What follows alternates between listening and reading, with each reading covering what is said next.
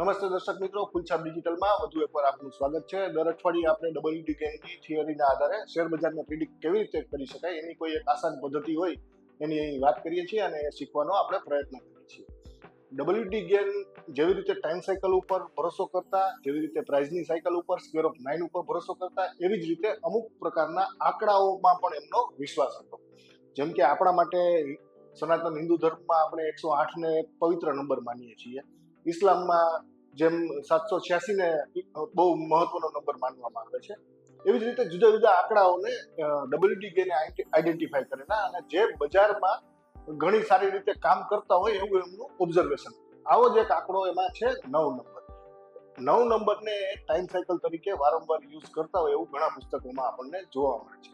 હવે એનો ઉપયોગ એવી રીતે કરવાનો છે કે કોઈ પણ એક બજારમાં, એટલે કે કોઈ પણ સ્ટોક હોય, ઇન્ડેક્સ હોય, દુનિયાની કોઈ પણ બજાર હોય, એમાં એક મેજર ટોપ અથવા બોટમ બનેલો હોય, તો એ મેજર ટોપ અથવા બોટમથી 9 દિવસના સ્પાન પછી, ટાઈમ સ્પાન પછી બજારમાં નાની મોટી હલચલ જોવા મળે છે અને ત્યાંથી ઘણી વખત બજારમાં રિવર્સલ આવ્યા હોય, નાના ટોપ અથવા નાના બોટમ બન્યા હોય એવું જોવા એમને મળેલું અને એમને પોતાના પુસ્તકોમાં આ વાત ઘણી જગ્યાએ ટાંકેલી છે.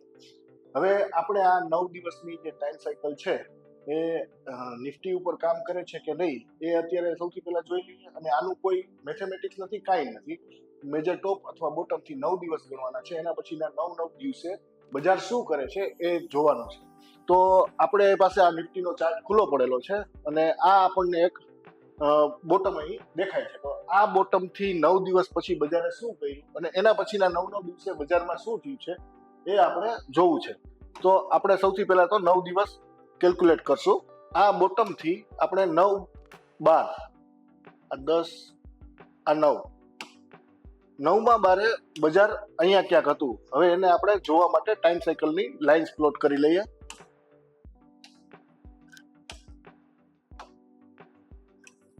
આ જે બોટમ છે ત્યાંથી 9મા દિવસે અને એના પછીના બધા 9મા દિવસે એક એક લાઈન પ્લોટ થઈ છે. હવે આપણે આમાં જોઈએ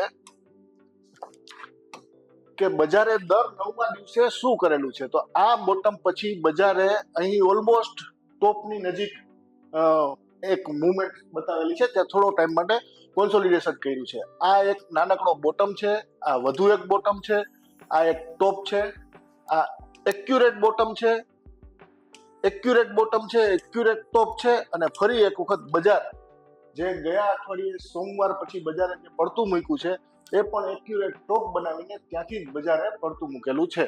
અને હવે પછીની જે 9 દિવસની જે સાયકલ આવશે એ ત્યારે બજાર શું કરે છે એ જોવાનું. એ દિવસનું ટ્રેડિંગ રેન્જ ઉપર ધ્યાન રાખવાનું. બજાર એને બ્રેકઆઉટ આપે છે કે બ્રેકડાઉન આપે છે, એના આધારે બજાર આગળ કેવી રીતે ચાલ પકડશે એની આપણે ધારણા બાંધવાની હોય છે. અહીં મેં આ બોટમ લીધેલો છે, એનો મતલબ એમ નથી કે આ જ બોટમથી 9 દિવસની ટાઈમ સાયકલ ગણી.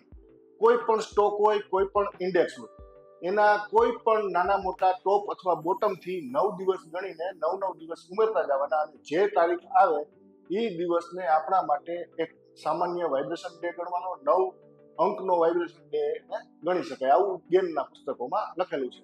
તો આ પદ્ધતિ પણ તમને અગાઉ આપણે જે શીખી ગયા છીએ એવી જ રીતે કામ આવશે એવું ધારીને અહીં આપણે આ ચર્ચા પૂરી કરીએ. થેન્ક યુ દર્શક મિત્રો.